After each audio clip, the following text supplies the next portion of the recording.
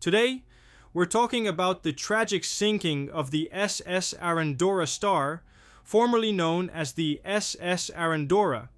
Built in 1927 for the Blue Star Line, she started as an ocean liner and refrigerated cargo ship before being converted into a cruise ship in 1929. But her story took a darker turn when she was requisitioned as a troopship during the Second World War. At the end of June 1940, she was tasked with transporting interned Anglo-Italian and Anglo-German civilians, along with a small number of prisoners of war, to Canada. But on July 2nd, disaster struck. She was torpedoed by a German U-boat off the coast of Ireland, resulting in the loss of 805 lives. Hello everyone, it's Jamie from Old Shipping Lines. Join me as we uncover the full story of the Arandora Star, from her construction to her years of service and, ultimately, her tragic end. The vessel was to be owned by the Blue Star Line, and in 1925 the Blue Star Line ordered a series of new liners for their London, Rio de Janeiro, Buenos Aires route. The ship was to be constructed by the shipbuilders Camel Laird of Birkenhead, who would also build two of her sister ships, the Almeida and the Andalusia. Meanwhile, a different shipbuilding company, John Brown and Company of Clydebank, built the Avalona and the Avila. Collectively, the five ships became known as the Luxury Five. Now, let's dive into the specifics of the Arandora. When she was built, her gross tonnage would be 12,847 gross registered tons. Her length measured 512.2 feet, and she had a beam of 68.3 feet. The vessel could accommodate 164 first-class passengers and had a service speed of 16 knots. The Arandora was launched on the 4th of January 1927 and completed in May of the same year. As the Arandora, she sailed between London and the east coast of South America from 1927 to 1928. In 1929, she was sent to the Fairfield Shipbuilding and Engineering Company Limited in Glasgow for a major refit. During this refurbishment, her gross tonnage was increased to 14,694 gross registered tons, and her first-class accommodation was expanded to accommodate 354 passengers. A tennis court was added aft of the funnels on the boat deck, and a swimming pool was installed on the after well deck. Once the refit was completed, she returned to service as a full-time luxury cruise ship. At this time, she was also renamed the Arandora Star. As a cruise ship, the Arandora Star was primarily based in Southampton and sailed to a variety of destinations, occasionally calling at home ports like Immingham. Her cruises included destinations such as Norway, the Northern Capitals, the Mediterranean, the West Indies, Panama, Cuba, and Florida.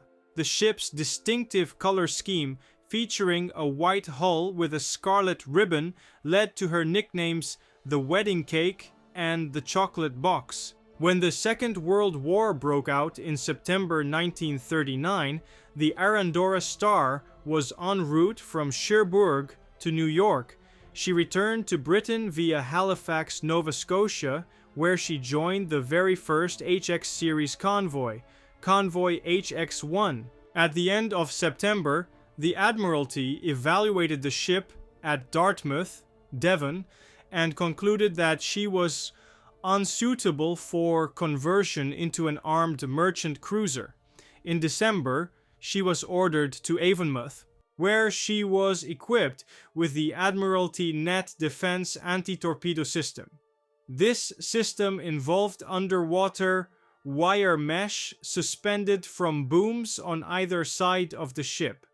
After being fitted out at Avonmouth, the ship spent 3 months at Portsmouth, testing various gauges of nets in the English Channel.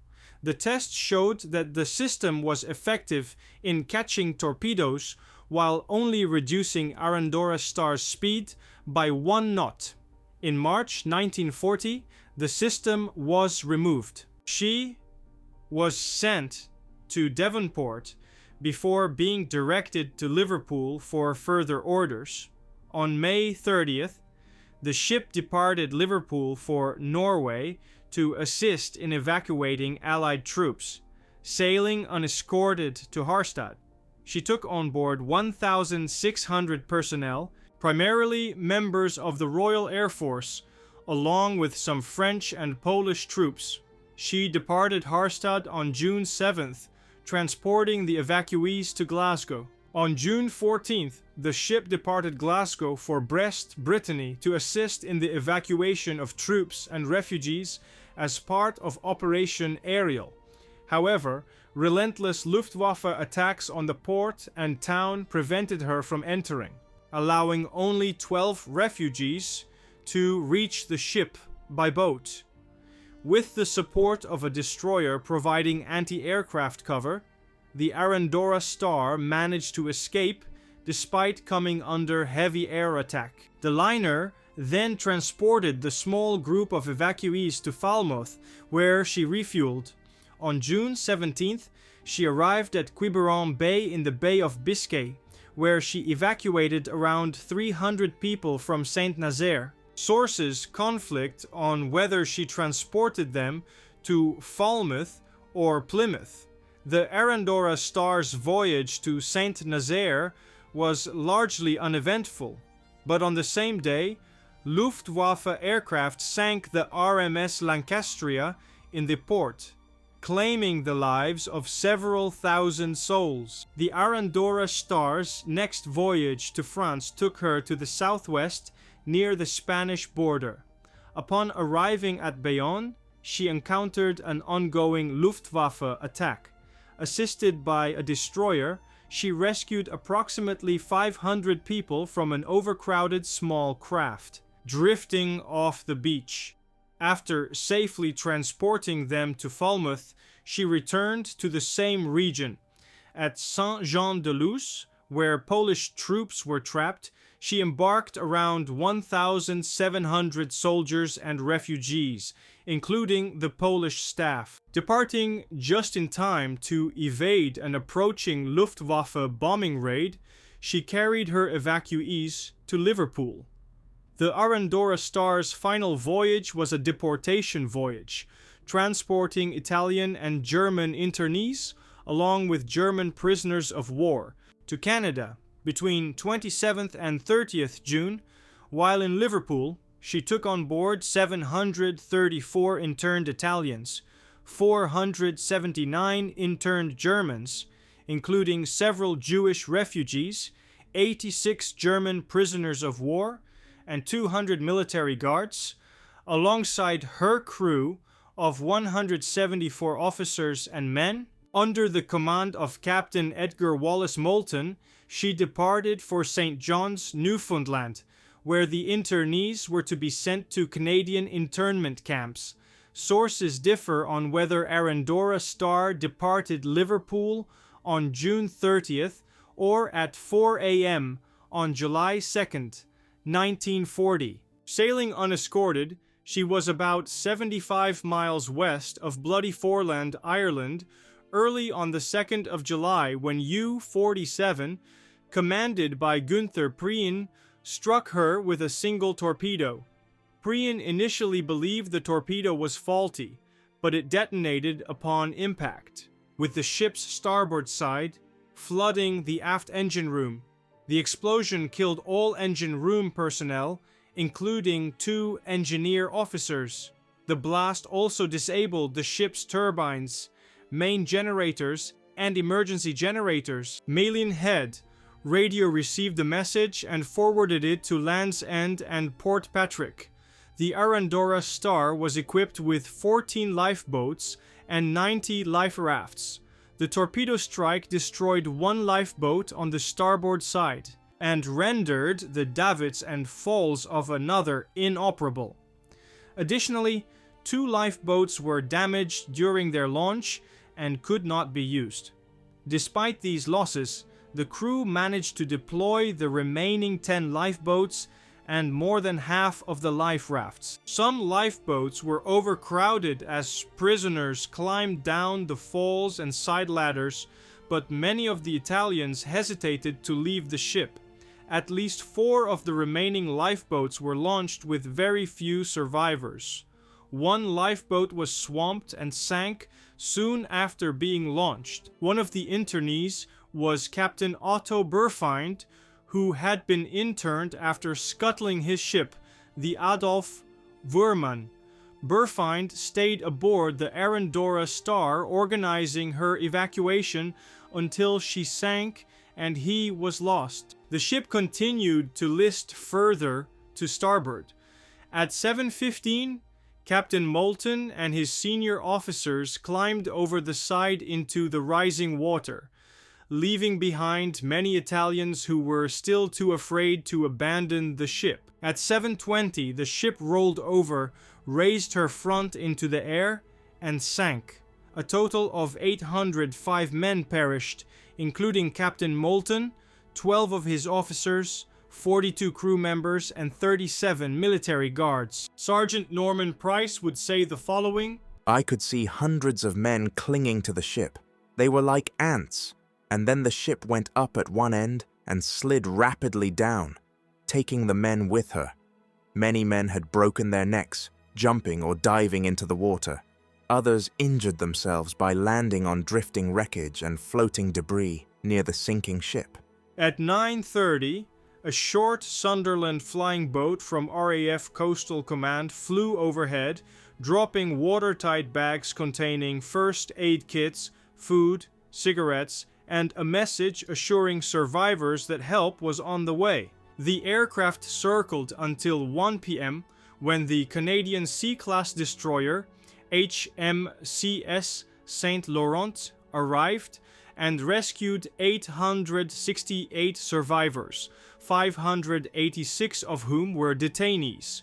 The injured were taken to Mearnskirk Hospital in Newton Mearns, Glasgow. On the 3rd of July, the UK War Cabinet received a report on the disaster, though its significance was overshadowed by the Royal Navy's attack on Mers el Kebir in French Algeria, which led to the sinking of parts of the French battle fleet. Throughout July and August, bodies were washed up along the Irish coast. By August 1940, 213 bodies had been recovered, 35 of which were identified as victims of the Arandora Star, while an additional 92, still unidentified, were likely from the ship. In the weeks after the sinking of the Arandora Star, many of the bodies of those who perished were carried by the sea to different parts of Ireland and the Hebrides. 46 German civilian detainees who were being transported from England to Canada for internment when the ship sank are buried in the German war cemetery in Glen Cree, County Wicklow. An unidentified sailor, whose only distinguishing feature was a tattoo reading Chrissy, was found washed ashore near Newhouse on the Atlantic coast of Kintyre, Argyll. After an official investigation, he was laid to rest in the local churchyard at Killeen, Kintyre. A memorial to the victims of the Arandora Star was unveiled at St. Peter's Italian Church in London. In 1960, St. Peter's Italian Church in Clerkenwell, London, unveiled a wall memorial, with a second memorial for the London victims added in 2012. In 2004, the town of Lucca in Italy unveiled a monument to 31 local men lost in the sinking, located in the courtyard of the Paolo Cresci Foundation for the History of Italian Emigration. There is also a Via Arandora Star in Parma. Tragically, the story of the Arandora Star serves as a reminder of the human cost of war and the countless lives affected by it. Though the ship's final voyage ended in disaster, the memory of those lost lives continues to be honored by memorials around the world. Whether through quiet graveyards in Ireland or the streets of Bardi, the legacy of the Arandora Star remains a testament to the resilience of the human spirit. And that marks the end of a video, my friends. Thank you all so very much for watching. I hope you guys enjoyed it. Now, if you liked what you saw, please consider subscribing to the channel, as that would help out the channel a lot. Now, if you have any thoughts, comments or questions, please leave them in the comment section down below, as I absolutely love reading your comments. And please let me know in the comment section down below as well what ships you would like me to cover in the future. Now be as well sure to check out our social media pages. We are on Twitter, we are on Instagram, and we also recently have a website, oldshippinglines.com, where we have articles of the ships we cover and we have book reviews as well. I think you will enjoy the website very much. Now, with that out of the way, guys, I wish you all a good night or day, wherever you are. Stay safe, stay happy, and we will see each other on the next video. Goodbye, my friends.